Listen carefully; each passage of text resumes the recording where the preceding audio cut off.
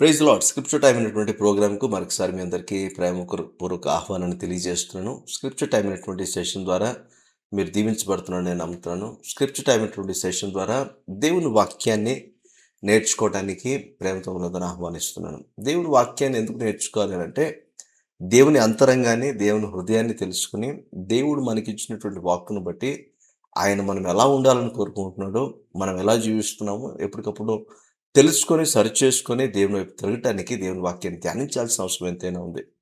ఆహ్, మనము దేవుని వాక్యాన్ని ధ్యానిస్తుండగా దేవుడు మన జీవితంలో మన కొరకు నిర్దేశించినటువంటి గురిని మనం తెలుసుకొని, దేవుని కొరకు సాక్షులుగా జీవించడానికి, నమ్మకంగా, యథార్థంగా, భక్తిగా ఆయన్ను సేవించడానికి దేవుని వాక్యం ఎంతగానో దోహదపడుతుంది గనుక, ఈ స్క్రిప్చర్ టైమ్ అనేటువంటి సెషన్స్ ద్వారా మీకు దేవుని వాక్యాన్ని బోధించడానికి నేను ఇష్టపడుతున్నాను.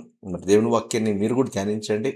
పరిశుద్ధాత్మ సహాయంతో దేవుని వాక్యాన్ని మీరు ధ్యానించినప్పుడు, పరిశుద్ధాత్మ దేవుని వాక్యాన్ని మీకు అర్థమయ్యే రీతిలో బోధించి నేర్పిస్తారు. ఎక్కడైనా డౌట్స్ ఉన్నప్పుడు ఈ సెషన్ కూడా మీరు చూసి, మరి ఆ డౌట్స్‌ని నివృత్తి చేసుకోగలరని, ఒక రెఫరెన్స్‌గా మాత్రమే దీన్ని చూడాలని మీకు మనవి చేస్తున్నాను. ఇంతవరకు సంఖ్యాకాండం వరకు మరి దేవుని వాక్యాన్ని ధ్యానించడం జరిగింది. ఈరోజు ఈ ఎపిసోడ్‌లో మీతో ద్వితీయోపదేశ కాండమును మీకు వివరించాలని ఆశపడుతున్నాను. ద్వితీయోపదేశ కాండము మొత్తంగా వివరించాలంటే ఎక్కువ టైం పడుతుంది కానీ, ఒక సినాప్సిస్ లాగా, ఒక అవుట్‌లైన్ లాగా మీకు ఇవ్వటానికి ఇష్టపడుతున్నాను. ద్వితీయోపదేశ కాండంలో దేవుని ధర్మశాస్త్రాన్ని మోషే ద్వారా రెండవసారి తిరిగి ఉపదేశించడం అనేది మనం చూస్తాం. అందుకే రెండవసారి ఉపదేశించబడింది గనక ద్వితీయోపదేశ కాండము అన్నట్టుగా మనం చూస్తాం. సో, మోషే రాసినటువంటి 5 పుస్తకాల్లో ఇది 5వ పుస్తకము. ఇక్కడే మోషే జీవితం కూడా ఎండ్ అయిపోతది. మరి ద్వితీయోపదేశ కాండంలో ఏమేమి రాయబడ్డాయి, వాటి అవుట్‌లైన్ మీకు వివరించడానికి నేను ప్రయాసపడతాను. మరి మీరు కూడా నన్ను ఫాలో చేయాలని మనవి చేస్తున్నాను. మంచిది. ద్వితీయోపదేశ కాండంలో మొదటి అధ్యాయం మొదలుకొని 4వ అధ్యాయం 43వ వచనం వరకు కూడా మోషే యొక్క తొలి వీడ్కోలు ప్రసంగం మనకు కనపడుతది. మోషే ఇక్కడ 3 ప్రసంగాలు చేస్తాడు మొత్తం పుస్తకంలో అంతా కూడా. ఆ 3 ప్రసంగాల్లో మొదటి ప్రసంగాన్ని మనం మొదటి 4 అధ్యాయాల్లో మనం చూడొచ్చు. మొదటి ప్రసంగంలో ఏం కనపడుతుందంటే, మోషే తొలి వీడ్కోలు ప్రసంగంలో మోషే మరణానికి ముందు మరియు ఇజ్రాయేల్ ప్రజలు కనాను దేశంలోకి ప్రవేశించే ముందు దేవుడిచ్చినటువంటి ఆజ్ఞలను 3 వీడ్కోలు ప్రసంగాల్లో అతను తెలియచేస్తాడు. అందులో భాగంగానే వీటిని రాయబడ్డం మనం చూస్తాం. చారిత్రకంగా జరిగినటువంటి విషయాలను ఒకసారి జ్ఞాపకం చేస్తాడు. మొదటి అధ్యాయం నుంచి మూడో అధ్యాయం 29వ వచనంలో మనం చూస్తే, చారిత్రక సమీక్షలో భాగంగా మోషే ఇజ్రాయెల్ ప్రజలు 40 సంవత్సరాల ప్రయాణం గురించి చెప్తాడు.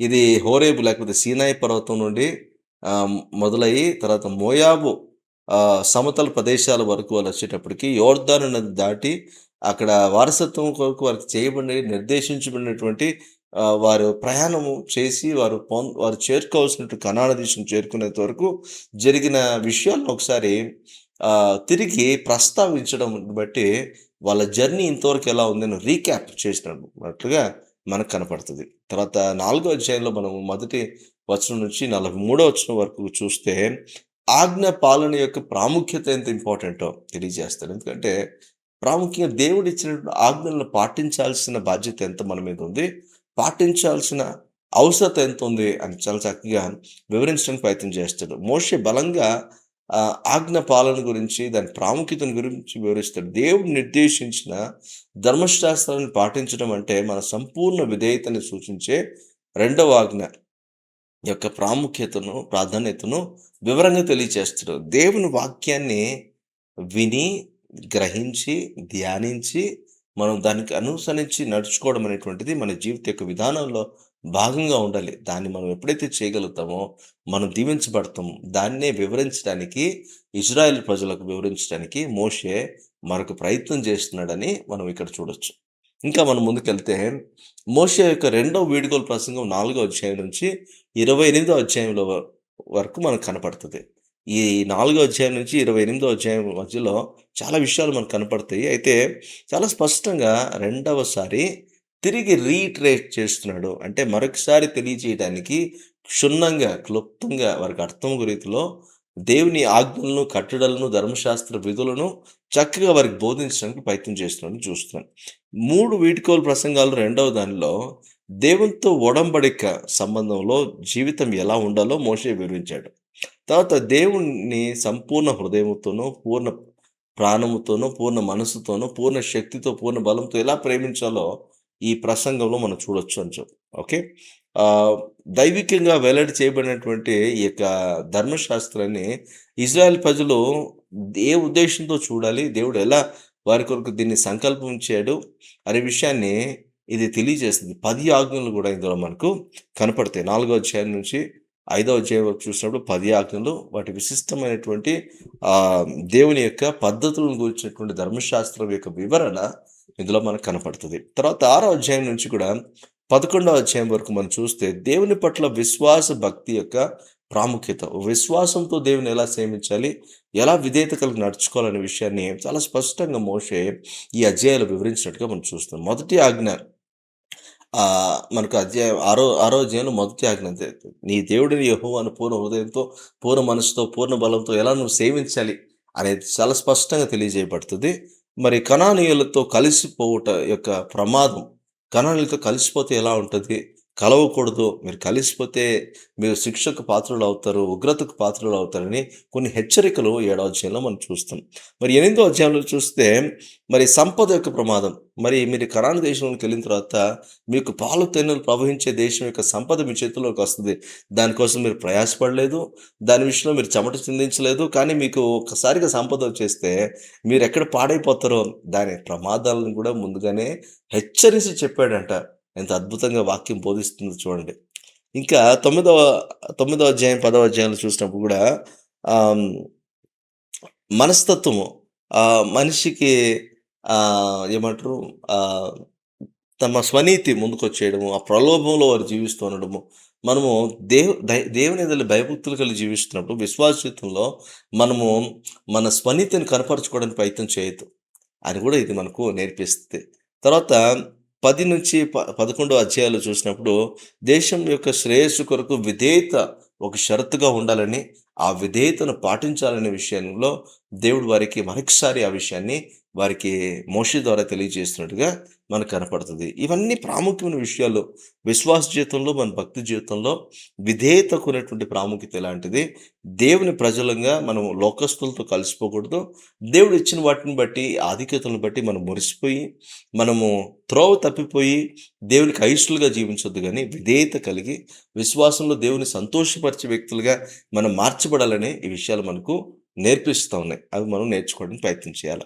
తర్వాత 6వ అధ్యాయం నుంచి కూడా 11వ అధ్యాయం వరకు కూడా కొన్ని విషయాలు మనం చూసినప్పుడు కూడా అక్కడ దేవుడు చాలా స్పష్టంగా కొన్ని మాటలను వారికి వివరించి తెలియజేస్తున్నట్టుగా కూడా మనం చూడగలుగుతాం. తర్వాత ద్వితీయోపదేశ కాండంలో కొన్ని ముఖ్య సంఘటనలు మనము గమనించడానికి ప్రయత్నం చేద్దాం. 12వ అధ్యాయం నుంచి 26వ అధ్యాయం వరకు కూడా ద్వితీయోపదేశ కాండంకు సంబంధించినటువంటి ధర్మశాస్త్రాన్ని అంతా కూడా ఒకసారి క్రోడీకరించి వారికి తెలియజెప్పినట్టుగా మనం చూస్తాం. ఈ విస్తారమైనటువంటి భాగంలో ద్వితీయోపదేశ కాండంలో హృదయ భాగము అంటే ఎలా హృదయాన్ని ప్రభు కొరకు మనము కేంద్రీకరించుకొని ప్రభు కొరకు జీవించాలి అనే విషయాన్ని తెలియజేస్తుంది. ఇది కేవలం చట్టపరమైన నియమాల సమాహారం కాదు ఇది. ప్రాచీన ధర్మశాస్త్ర వివరణలు చాలా ఉన్నాయి. కానీ ఆత్మీయ వ్యాఖ్యానాలు కూడా మనం అర్థం చేసుకోగలిగితే, దాని వెనకాల ఉన్నటువంటి ఆత్మీయ తాత్పర్యం ఏంటో మనం అర్థం చేసుకోగలిగితే, దేవుడు మనకిచ్చినటువంటి ధర్మశాస్త్రము మరి దేవుడు మనకేదో రూల్ బుక్ ఇచ్చాడని కాదు గానీ, దేవుడు మనకు ప్రతి విషయంలోను ఎలా జీవించాలి ఆధ్యాత్మికంగా, సామాజికంగా, మానసికంగా, ఒక పర్సనల్‌గా దేవుని కోసం ఎలా జీవించాలని ఒక రూల్ బుక్ దేవుడు పెట్టాడు. దాని రూల్ బుక్ తీసుకోవద్దు గానీ, దేవునితో సహవాసం కొరకైనటువంటి ఒక సమీక్ష చేసుకోవడానికి భాగంగా దాన్ని వినియోగించుకోవడానికి మనం ప్రయత్నం చేసుకోవాలని తెలియజేస్తుంది. తర్వాత 12వ అధ్యాయం నుంచి 16వ అధ్యాయంలో మనం చూస్తే కూడా ప్రధానంగా ఆరాధనకు సంబంధించిన విషయాలను వివరిస్తుంది. ఒక మనిషి దేవున్ని ఎలా ఆరాధించాలి? అది క్రియల్లో ఆరాధన కావచ్చు, మాటల్లో ఆరాధన కావచ్చు, తర్వాత తీసుకునే నిర్ణయాల్లో ఆరాధన కావచ్చు, మార్గాల గురించిన ఆరాధన కావచ్చు. దేవుణ్ణి ఆరాధించే విషయంలో, దేవునికి అర్పణలు చెల్లించే విషయంలో, దేవునికి మొక్కుబడులు చేసుకునే విషయంలో మనిషికి ఉండవలసిన లక్షణాలేంటి? మనిషి దేన్ని ఫాలో చేయాలి అనేటువంటి నియమ నిబంధనలను అక్కడ రాయించి ఉంచాడు. అవి ఇప్పటికి పనికొస్తాయి మనం నేర్చుకోగలిగితే. తర్వాత 16వ అధ్యాయం నుంచి 18వ అధ్యాయంలో మనం చూస్తే గనక న్యాయాధిపతులకు కావచ్చు, అధికారులకు కావచ్చు, రాజులకు కావచ్చు, లేవీయులకు కావచ్చు, ప్రవక్తలకు కావచ్చు వారికి బాధ్యతలను వివరించారని చూస్తున్నాం. అంటే ప్రతి వ్యక్తికి వారు దేవుని చేత నియమించబడిన వారైనా, దేవుని పద్ధతిలో ఉన్నవారైనా, దేవుని సంకల్పంలో ఉన్నవారైనా, ఒక ప్రజలుగా దేవుని చేత నిర్ణయించబడి ఒక ఒక ఆయన ఆయన ఒడంబడికలోనికి వచ్చిన ప్రతి వ్యక్తికి కొన్ని విధులు నిర్వర్తించడానికి దేవుడు కొన్ని అవకాశాలనిచ్చాడు. వాటిని ఎలా నిర్వర్తించాలి? దేవుడు నా కోసం నిర్ణయించిన విధులేంటి? నియమాలేంటి? వాటిని నేను ఎలా జరిగించాలని నేను నేర్చుకుంటేనే దేవుని సంతోషపెట్టగలను. అటువంటి జీవితం జీవించడానికి నేను వాటిని ధ్యానించుకోవాలనమాట. అవే తెలియజేస్తుంది. తర్వాత 19వ అధ్యాయం నుంచి 26వ అధ్యాయం వరకు చూస్తే వివిధ ధర్మ బోధనల గురించి అందులో మనం చూస్తాం. అయితే ధర్మశాస్త్రంలోనే ఒక ధర్మాలను లేకపోతే కొన్ని ఆజ్ఞలను, కట్టడలను వివరించినట్టుగా మనం చూస్తున్నాం. అందుకే దేవుని వాక్యాన్ని ధ్యానిస్తున్నప్పుడు అందులో ఏమున్నాయో చూడాలి. అవి మనకి ఎలా ఉపయోగపడతాయి అని మనం చూస్తున్నాం గానీ, వాటి ద్వారా మనల్ని ఎలా సరిచేసుకొని దేవునికి ఇష్టలుగా జీవించడానికి మనం ప్రయాసపడొచ్చో, మనం ఎక్కువ వాటిని గురించి ఎక్కువ ఆలోచన చేయట్లేదు. వాటిని గురించి కూడా మనం ఆలోచన చేయాల్సిన వారంగా ఉన్నామని వాక్యం మనకు తెలియజేస్తుంది. తర్వాత 26వ అధ్యాయం నుంచి మనం చూస్తే కొన్ని మాటలక్కడ నిబంధనకు సంబంధించినటువంటి ఒక రెన్యువల్, నూతనీకరణ కూడా మనం చూస్తాం. నిబంధన దేవుడు తన ప్రజలతో చేస్తా వస్తాడు. ప్రతి జనరేషన్‌తో కూడా ఆ నిబంధనను మరలా రెన్యువల్ చేస్తా వస్తాడు. అదే ఇక్కడ మనం చూస్తాం. హోరేబు పర్వతం దగ్గర జరిగినటువంటి నిబంధన, దాన్ని పునరుద్ధరించుటకు మోషే ఒక ప్రత్యేక కార్యక్రమాన్ని వివరించాడు. యొర్దాను నది దాటిన తర్వాత షెకెము సమీపంలో ఏబాలు పర్వతంపై ఈ కార్యక్రమం జరగవలెనని చెప్పబడింది. తర్వాత ఇజ్రాయేలు దేవునికి విధేయత చూపించో ఆశీర్వాదాలొస్తాయి.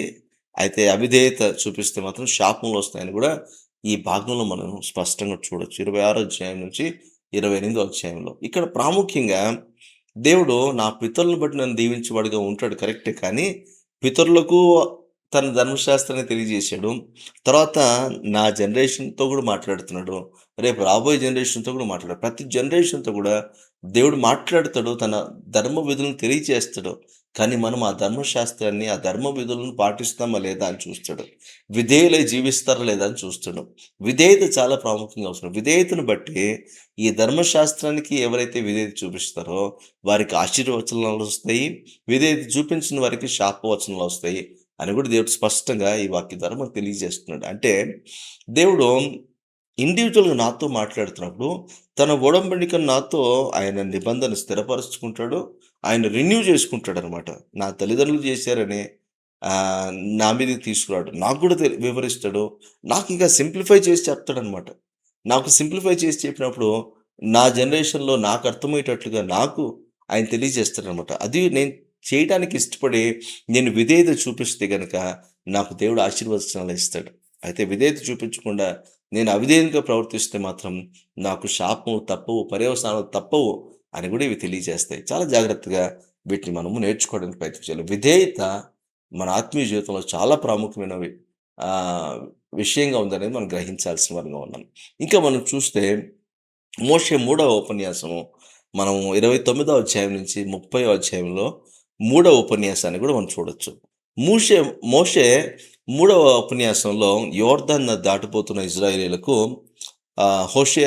యెహోషువ కాలమున ఈరోజు మనకు కూడా విధేయత మరియు జీవము, అవిధేయత మరియు మరణము మధ్య ఎంచుకోనమని సవాలు ఇప్పటికి చేస్తుంది మనకు. మనకు ఒక సవాలు విసరబడిందనమాట. విధేయత కావాలా? అవిధేయత కావాలా? విధేయత వల్ల అయితే నీకు జీవం వస్తది. అవిధేయత వల్ల అయితే మీకు మరణం వస్తది. ఏది కావాలో చూజ్ చేసుకోండి అని మోషే అప్పుడు ఎలాగైతే ఆప్షన్స్ ఇచ్చాడో అదే ఆప్షన్స్ ఇప్పటికీ మనకున్నాయి. దేవుని మాటకు లోబడితే జీవము, లోబడకపోతే మరణం. ఈరోజు మనం ఇప్పటికీ చూజ్ చేసుకోవాలి. చారిత్రక సమీక్ష మళ్ళా ఇంకోసారి చేస్తాడు 29వ అధ్యాయంలో. 3వ ఉపన్యాసంలో ఆరంభంలో కూడా దేవుని నిబంధనలో విశ్వాసం కలిగిన ఆయన గత కాలంలో ఇజ్రాయేలీయులు చేసిన నిబంధనను సమీక్షిస్తూనే కొన్ని వచనాల్లో గత విషయాలను చెప్పడానికి ప్రయత్నం చేస్తాడు. తర్వాత 30వ అధ్యాయం చూసేటప్పటికి పునరుద్ధరణ వాగ్దానం. అంటే ఎవరైనా తప్పిపోయిన వారు తిరిగి దేవుని యొద్దకు వస్తే, వారు పశ్చాత్తాప హృదయంతో గనుక వస్తే, వారు దేవుని తెలుసుకొని, వారి తప్పును తెలుసుకొని దేవుని యొద్దకు వస్తే, వారిని దేవుడు శిక్షించకుండా క్షమించి వారిని దగ్గరికి చేర్చుకొని మరలా వారితో నిబంధనలోనికి ఆయనతో వస్తాడు. ఆయన వారితో వస్తాడనే విషయాన్ని తెలియజేస్తున్నాడు. అంటే రెన్యువల్ పాసిబుల్. ఇప్పటికీ దేవుడు ఈ కృపాయుగంలో దేవుడు మనకిస్తున్న గొప్ప ఆధిక్యత ఏంటంటే, ఇప్పటికైనా మీరు తప్పు తెలుసుకొని, మీరు మార్గాలను సరిచేసుకొని, మీరు పశ్చాత్తాపపడి నా యొద్దకు తిరిగితే, నేను మరలా మీకు నా నిబంధనలో పాలివ్వటానికి ఇష్టపడుతున్నాను అంటున్నాడు దేవుడు. అది ఇప్పటికి మనకు అవైలబుల్‌గా ఉందంటే, దేవుని యొక్క జనరాసిటీ ఎలాంటిదో, దేవుని యొక్క గొప్ప హృదయం ఎలాంటిదో మనం అర్థం చేసుకోవాలి. ఓకే. తర్వాత జీవమును ఎంచుకోండి అని ప్రోత్సహిస్తున్నాడు 30 అధ్యాయంలో. అక్కడ ప్రభు మనకు మనకు కోరుతున్నది చాలా కష్టమైనది కాదు గానీ, అది దూరమైనది కాదు గానీ, అది మోషే వివరిస్తున్నాడు సింపుల్‌గా. ఇదిగో మీరు దేవుని వాక్యానికి లోబడండి, దేవుని మాటకు లోబడండి. అప్పుడు మీకు జీవము కలుగుతది. దేవుని మాటకు లోబడలేదనుకోండి మరణం మీకు సంప్రాప్తిస్తది. మరి మాటకు లోబడి, మాటను విని జీవం తెచ్చుకుంటారా? మాటను వినకుండా మరణాన్ని తెచ్చుకుంటారా? మీకే అప్పచెప్తున్నాను. జీవం పొందాలని దేవుడు కోరుకుంటున్నాడు అని చెప్తున్నాడు. ఇప్పటికే అది మనకు వర్తిస్తది. జాగ్రత్తగా మనము రైట్ డెసిషన్ మనం తీసుకోగలగాలి. తర్వాత మనం చూస్తే ఇంకా అనుబంధ భాగంలో ఇంకా ఆఖరిగా ఇక ఇక సెగ్రిగేట్ చేసి ఇంకా క్లోజర్‌లోకొస్తున్నాడు. 31 అధ్యాయం నుంచి 34 అధ్యాయంలో గల దేవుని వాక్యంగా మనం చూస్తే, ఇక ద్వితీయోపదేశకాండం చివరిలో కొన్ని సంబంధిత భాగాలు కొన్నున్నాయి. ద్వితీయోపదేశకాండం ముగింపు ఇక్కడే మనకు కనపడుతది. ఆ ముగింపు చాలా చక్కగా ఇవ్వడం మనం చూస్తాం. 31 అధ్యాయంలో యెహోషువను మోషేకు వారసునిగా, లేకపోతే మోషే తర్వాత యెహోషువ నాయకుడిగా ఉండబోతున్నాడని వివరించడం మనం చూస్తాం. మోషే దేవునికి వ్యతిరేకంగా ప్రవర్తించడాన్ని బట్టి ఆహ్, ఏర్పాటు చేయబడిన ప్రజలను అతను తిరస్కరించినట్టుగా మాట్లాడడాన్ని బట్టి మోషేను దేవుడు ఆహ్, కనాను దేశంలోకి ఎంటర్ అవ్వడానికి పర్మిషన్ ఇవ్వలేదు. అందుకు మోషే కాకుండా యెహోషువ అతని సక్సెసర్‌గా ఆహ్, ఇజ్రాయెల్ ప్రజలకు నాయకుడై నడిపిస్తాడని యెహోషువకు అవకాశం ఇవ్వడం అక్కడ మనం చూస్తాం. తర్వాత వాగ్దాన భూమికి వెళ్ళలేకపోవడాన్ని బట్టి మోషే కాకుండా యెహోషువ మరి ఆ పని జరిగిస్తాడని దేవుడు తెలియజేస్తున్నాడు. తర్వాత ధర్మశాస్త్రం లేవీయులకు అప్పగించాడంట. అప్పగించి ఇక లేవీయులకు ఒక చక్కటి దిశానిర్దేశం చేశాడు. ఇక మీరు ప్రజలైన వారిని వాక్యంలో తరబిదునిచ్చి, వాక్యం బోధించి, దేవుని పద్ధతులను అనుసరించేటట్లుగా ప్రజలను చేయండి అని చెప్పేసి లేవీయులకు బోధించాడంట. మరి యెహోషువకు అప్పగించాడు బాధ్యతని. తర్వాత లేవీయులకు అప్పగించాడు ధర్మశాస్త్రాన్ని.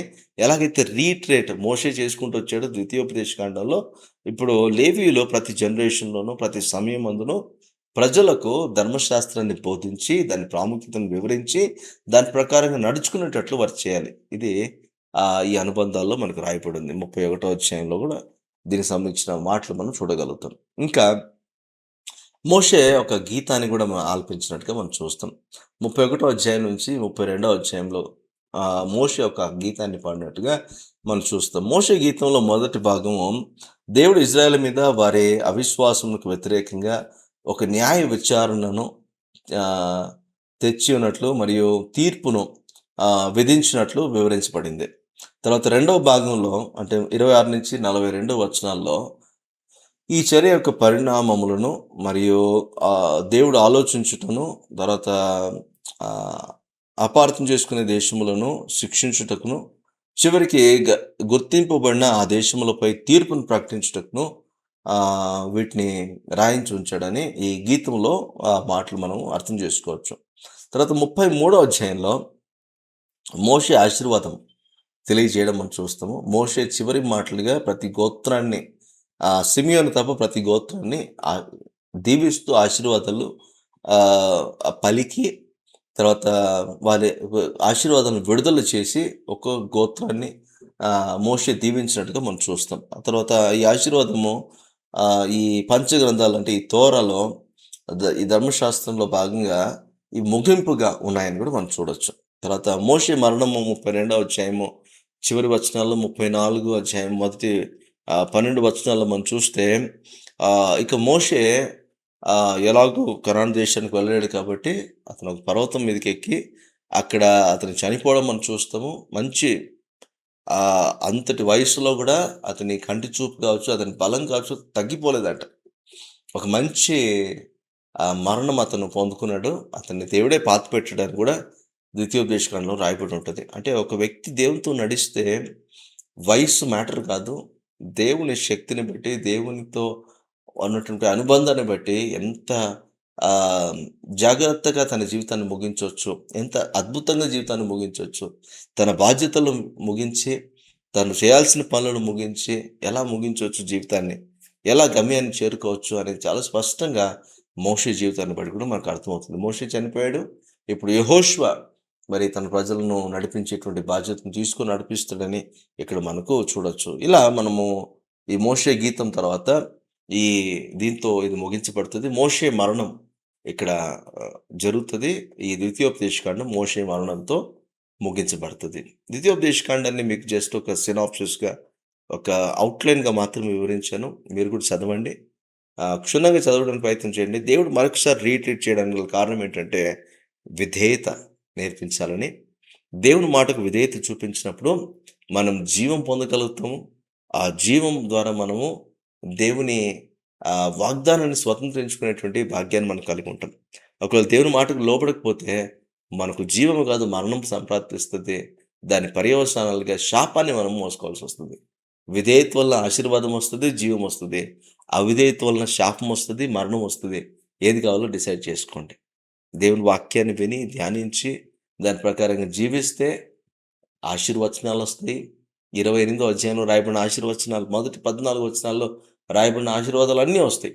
అయితే విధేయత చూపించకపోతే మాత్రం ఆ 15వ వచనం నుంచి ఎన్ని కర్సులున్నాయో, ఎన్ని శాపాలున్నాయో ఆ శాపాలన్నీ మనకొస్తాయి. ఈరోజు దేవుని మాటకు విధేయత చూపించి జీవాన్ని కోరుకుందామా? దేవుని మాటకు అవిధేయత చూపించి మరణాన్ని కోరుకుందామా? ఇప్పటికీ మనకు దేవుడు అవకాశాన్ని ఇస్తున్నాడు. ఒకవేళ ఎప్పటికైనా తప్పిపోయి, ఎప్పటికైనా తిరిగొస్తే కూడా దేవుడు ఈ కృపాయుగంలో తిరిగి చేర్చుకొని, తిరిగి తనతో నిబంధనలో పాలిభాగస్తులవ్వటానికి అవకాశం ఇస్తున్నాడని చూస్తున్నాం.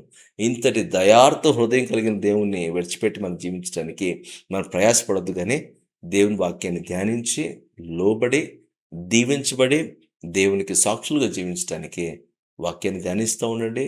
ముందుకు నడుస్తా ఉండండి. దేవుని కృప మనందరికి తోడై నడిపించును గాక. ఆమేన్.